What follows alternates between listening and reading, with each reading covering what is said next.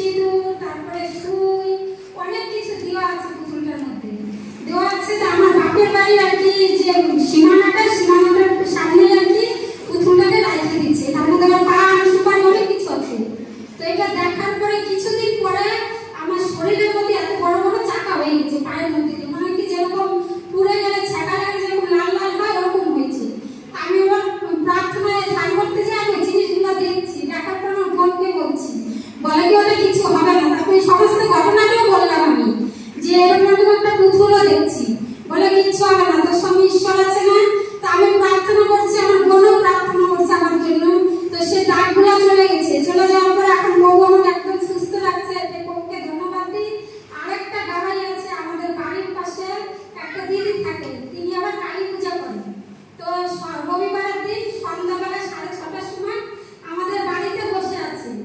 বসে থাকার পরে আমাদের কলপাটটা যে আছে না দিদি, ওই কলপাড়ে সোজাসুজি বলে কি মাথায় কাপড় দিয়ে সাদা কাপড়ে একটা লোক দাঁড়ায় আছে, বলে কি তোর বাড়িতে ভূত আছে।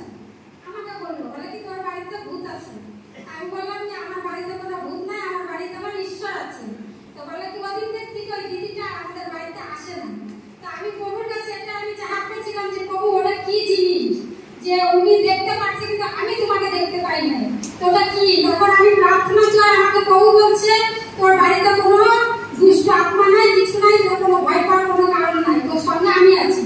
যখন আমার আত্মার নদীর থেকে যখন এই জবাবটা আসলো, তখন আমি নিশ্চিন্ত হয়েছি যে আমার প্রভুই আমার বাড়িকে রক্ষা করে। আমার প্রভুকে কোনো শয়তান কোনো দুষ্ট আত্মা আমার বাড়িতে নাই।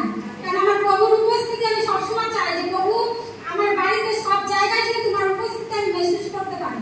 তো প্রভু ওইটাই আমাকে দেখায়, বুঝাইছে আর আমাকে বলছে। এটা আমি প্রভু অনেক অনেক ধন্যবাদ দিই যে প্রভু আমার সব সময় আমার সঙ্গে অঙ্গে থাকে, আমার বাড়িতেও বা প্রভু আমার সহায়তা করে। আর যারা আর কি খারাপ মনে আসে তাদের শয়তানের জায়গায় সে জিনিসগুলো তারা দেখতে পায়। তাই আমি প্রভুকে এটা ধন্যবাদ করি যে প্রভুকে উনি দেখতে পাচ্ছে কিন্তু দেখতে পারেনি, চিনতে পারেন।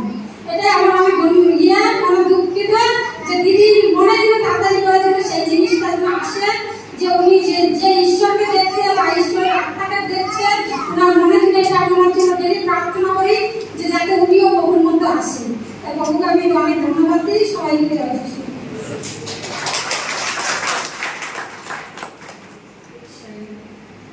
আত্মার কার্য আপনার জীবনে হচ্ছে